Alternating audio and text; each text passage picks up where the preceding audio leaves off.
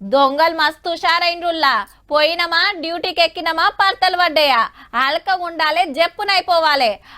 మాత్రం గోడలు దుంకుడు తాళాల వల్ల కొట్టుడు ఏం దొరకకుంటే బాధపడుకుంటే వెనకకు మర్రుడు. గిదంతా పాత జమానా. ఏడ సూటు పెడితే జేబు నిండుతుందో ముందే చూసుకుంటున్నారు. ఒక్క దెబ్బకు 2 పిట్టలు అన్నట్టు ఒక్క పారే డబుల్ ఫాయిదా చేసుకుంటున్నారు మళ్ళా.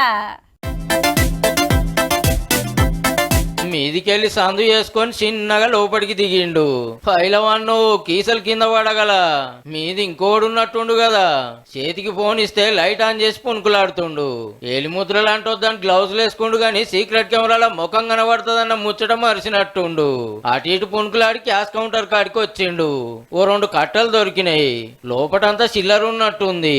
అబ్రేక్ కాగితం తెచ్చి మొత్తం జమాయించి మీదున్నోనికి ఇచ్చి ఓ ఫుల్ బాటిల్ పట్టుకొచ్చిండు. ఇద్దరుండు ఒకటేం చాలుతుందని ఇంకోటి తీసుకొని వచ్చిన తోవల్నే వెళ్ళిపోయిండిగా. రాత్రి జనగాంలో మీదుంగా రేక్ కటింగ్ చేసి వైన్స్ లకు దొరిండ్రు ఇద్దరు. ఒకళ్ళు మీదుంటే ఇంకోళ్ళు కిందికి దిగి కౌంటర్లున్న 43,000 పైకం ఉడుసుకపోయిండ్రు. దుఃఖం నిండా గింత సరుకున్నా ఎక్కువ తక్కువ ముట్టుకోలేదుల్లో. ఒకళ్ళు బ్రాండ్ మెన్సన్ హౌస్ ఇంకోళ్ళు బ్రాండ్ బ్లెండర్ స్ప్రైడ్ 2 బాటల్లే తీసుకుపోయిండ్రట. తెల్లారి వైన్స్ వాళ్ళు పోలీసులకు ఫోన్ కొడితే ఎంక్వైరీ చేస్తున్నారు. ఇక ముందే ఎండాకాలం బీర్లపోత బగ్గుంటది. రేట్లు పెరిగినాయని దూప తీర్చుకుంటానికి ఆలుసుత పంతనం చూపియగల జర సెక్యూరిటీ గట్టిగా పెట్టుకోర్రే అన్నలు.